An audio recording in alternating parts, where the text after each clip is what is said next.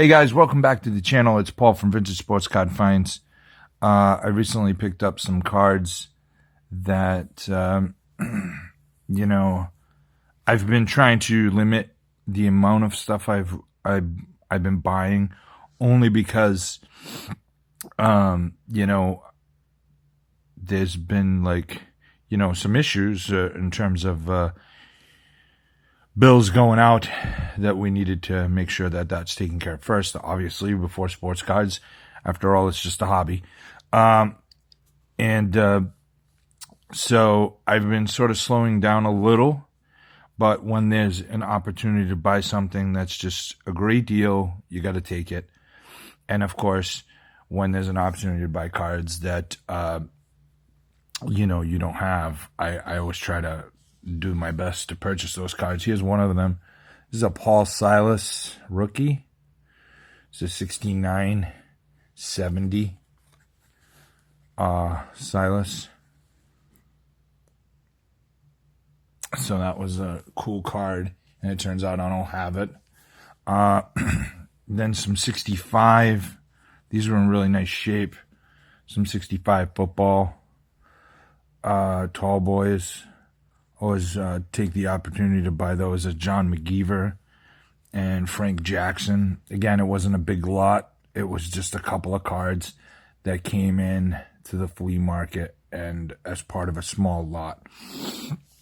Along with those, there were some more notable baseball cards, of course, starting with this one here, the early win, 1962. And I'll see if I need that one. I didn't know if I would need it, but got that as part of a pretty good deal for under $20. That one and a couple of others. So the early win, another one that came in that lot was this one. Hoyt Wilhelm. It's a 57, I think. Hoyt Wilhelm. So I always try to pick up 50s cards. I have a lot of 57s, but I don't know if I have the Wilhelm card.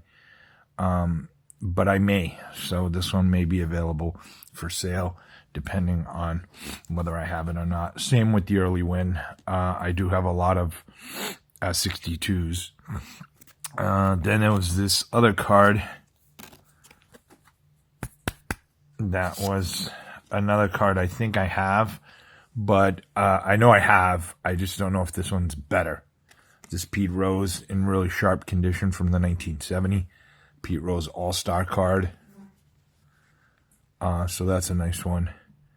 We'll check it, compare it to mine, and then keep the better one, and then resell the other one. I really should have. I've been, like I've told you guys, I've been making a concerted effort to really go through cards and try to create space and get the duplication out of the house if I can. Another card that was really a nice one. Again, a lot of 50s stuff. This is in a little bit lesser condition, but an Eddie Mathews 55. It's got some pretty dinged up corners. Just a regular wear and tear of a 1955 Bowman. I believe it's 55 Bowman. But Eddie Mathews, I'll always buy stuff like that. If the price is right, obviously. And that's the most important thing. As you guys know, 50 stuff is a little bit more difficult to come across. So you want to make sure that when you have the opportunity, you certainly take it. Then there was some even earlier 50 stuff. This one here is a Sammy White 1953 Bowman color. So, again, with 50 stuff, I'm always going to try and pick it up if I can get it at the right price. These were, you know, the comps weren't a lot on this, $5-6. So I tried to buy it at a little bit lesser price, because, you know, in the end, it's all stock at some point. Then there was a black and white Walker Cooper from 53.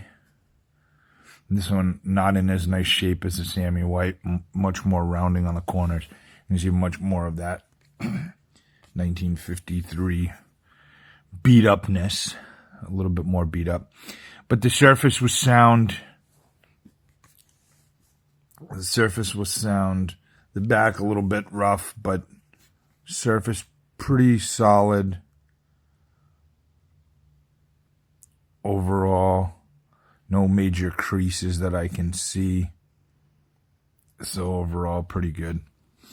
And then the big one was this pair.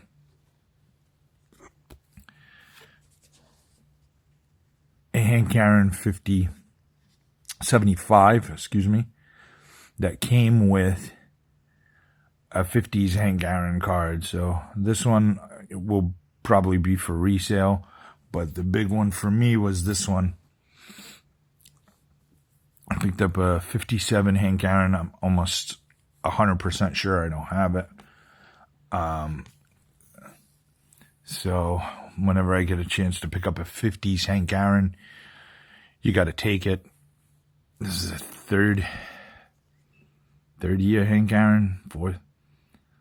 I don't know why this is not focusing as well. But this is a Henry Aaron. I mean, right, obviously any chance I get to buy 50s Hank Aaron's, Mickey Mantles, Roberto Clemente's, stuff like that. Those types of players, I'm always going to hop on that opportunity. I mean, and of course, in those scenarios, I will pay more because they're cards I want. You know what I mean? So I'll pay much closer to comps, and in some cases even pay comps, to get it, obviously. You know, if I want it, I want it. But I always try to approach, buying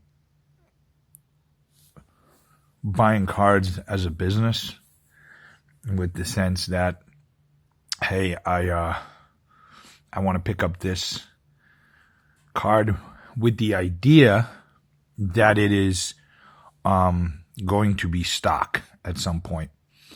So, you know, I try to leave myself some room under whatever the current day comp is.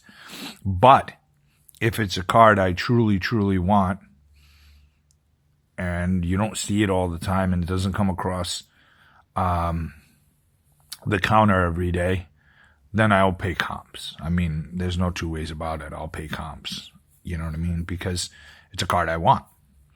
But this one was really my big recent score. So I want to thank you guys so much for watching. Thank you so much for supporting the channel, as always. If you enjoy the content, comment, like, share, and subscribe. Be sure to hit the notification bell. That way you know when we release a new video. And just as always, thanks so much for the support. And as always, guys, happy hunting. Thank you.